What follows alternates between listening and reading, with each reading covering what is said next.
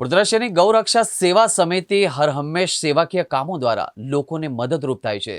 ત્યારે રવિવારે ગૌરક્ષા સેવા સમિતિ વડોદરા અને ભારતીય જનતા પાર્ટી દ્વારા હરણી ખાતે આવેલા મોટનાથ રેસિડેન્સી ખાતે વિનામૂલ્ય રાશન કાર્ડ કેવાયસી કેમ્પ તેમજ વિનામૂલ્ય આયુષ્માન વયવંદન કાર્ડના કેમ્પનું આયોજન કરવામાં આવ્યું હતું, જેમાં મોટી સંખ્યામાં સ્થાનિક લોકોએ વિનામૂલ્ય કેમ્પનો લાભ લીધો હતો।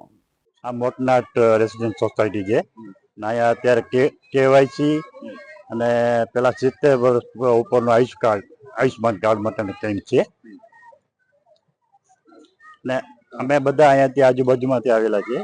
હું ત્યાંથી અમરદીપ હાઇટમાંથી આવ્યો છું બાજુમાં, છોકરાના અંદર બધા સાથે જ આવ્યા છે અને સારી ઘણી બધી એમ કે ફેસિલિટી નજીકમાં જ બધાની પડે। એરિયા ઘણો મોટો છે પણ આ એકદમ નજીકમાં પડે આટલા ને ઘણો બધો લાભ થાય છે બધાને, આવવા જવામાં અને બધી ઘણી સગવડ છે। હરણી વિસ્તારની મોટનાથ રેસિડેન્સી મુખ્યમંત્રી આવાસ યોજનાની સોસાયટી છે।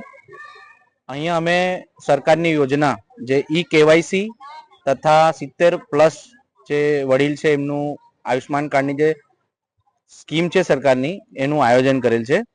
આમાં અમારે ગૌરક્ષા સેવા સમિતિ તથા ભાજપ દ્વારા આયોજન કરેલ છે। લોકોને અહીંથી કયા કયા લાભો મળશે? અહીંયાથી જે 70+ જે આયુષ્માન કાર્ડ છે એમાં જે સરકારે જે કાઢ્યું છે 7 લાખની ઉપર જે મેડિકલ ફેસિલિટી મળે છે એના લાભ મળશે। અને અત્યારે જે કેવાયસી છે જે અત્યારે અપડેશન ચાલી રહ્યું છે, સ્કૂલોમાં પણ માંગી રહ્યા છે કેવાયસી, એ વિના મૂલ્ય અમે આયોજન કરેલું છે। આજુબાજુની સોસાયટીમાં પણ લોકો અહીંયા આવે છે? હા, આજુબાજુ હરણી વિસ્તારની અમારે જે અત્યારે મોસ્ટ ઓફ અમારે 3 સાઇટ છે મુખ્યમંત્રીની, હોમ રેસિડેન્સી છે, પછી શિવાલય છે, સંસ્કૃતિ એકલવ્ય છે, એવી ઘણા જે મધ્યમ વર્ગની મુખ્યમંત્રીની જે આવાસ યોજના છે એના 4 સોસાયટી આવે છે।